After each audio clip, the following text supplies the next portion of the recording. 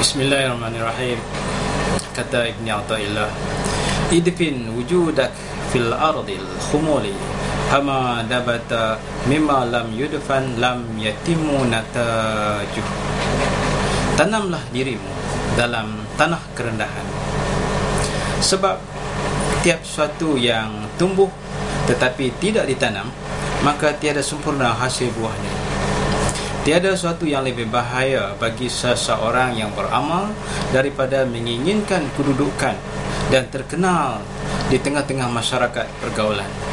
Dan hal ini termasuk keinginan hawa nafsu yang utama. Rasulullah sallallahu alaihi wasallam pernah bersabda yang bermaksud, siapa yang merendah diri, maka Allah akan memuliakannya. Dan siapa yang sombong diri, besar diri, Allah akan menghinanya. Kata Ibrahim Adham radhiyallahu anhu, tidak benar-benar bertujuan kepada Allah siapa yang inginkan kemasyhuran terkenal. Ayub al-Sakhtiyani radhiyallahu anhu berkata, demi Allah, tiada seseorang hamba yang sungguh-sungguh ikhlas pada Allah, melainkan ia merasa senang, gembira jika ia tidak mengetahui kedudukan dirinya. Muaz bin Jabal berkata, sesungguhnya sedikitnya riya itu sudah termasuk syirik, dan sesiapa yang memusuhi seseorang wali Allah berarti telah melawan berperang kepada Allah. Dan Allah kasih sayang pada hamba yang bertakwa, yang bersembunyi iaitu tidak terkenal, yang bila tidak ada tidak dicari, dan bila hadir tidak dikenal. Hati mereka sebagai pelita hidayah, mereka terhindar dari segala kelakuan kesukaran.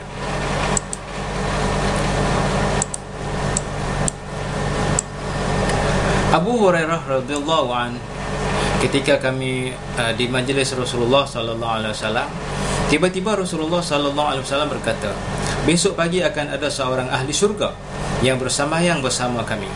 Abu Hurairah berkata, aku berharap semoga akulah orang yang ditunjukkan oleh Rasulullah sallallahu alaihi wasallam itu.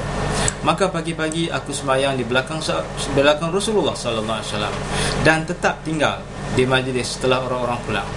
Tiba-tiba ada seorang hamba hitam berkain cupang camping datang berjabat tangan pada Rasulullah sallallahu alaihi wasallam sambil berkata, ya Nabi Allah, doakan semoga aku mati syahid. Maka Rasulullah sallallahu alaihi wasallam berdoa, sedangkan kami mencium bau kasturi daripadanya. Kemudian aku bertanya, apakah orang itu ya Rasulullah? Jawab Nabi, ya benar, ia hamba sahaya dari Bani Fulan. Abu Hurairah berkata, mengapa tidak kau beli dan merdekakan dia Nabi Allah? Jawab Nabi, bagaimana aku akan dapat berbuat demikian bila Allah akan menjadikannya seorang raja di surga? Hai Abu Hurairah, sesungguhnya di surga itu ada raja dan orang-orang yang terkemuka, dan ini salah seorang raja dan terkemuka.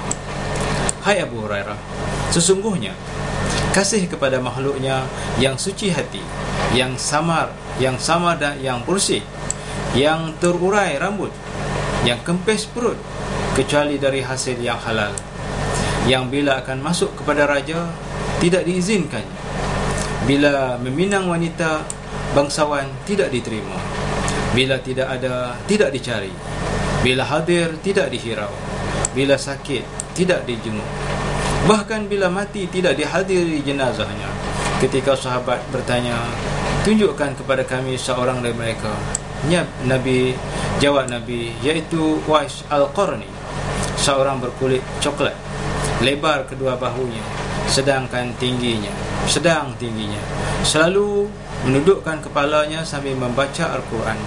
Tidak terkenal di bumi, tetapi sangat terkenal di langit. Izinkan ia bersungguh-sungguh.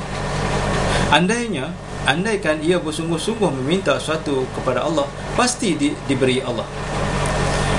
Di bawah bahu kirinya ada bekas balang sedikit.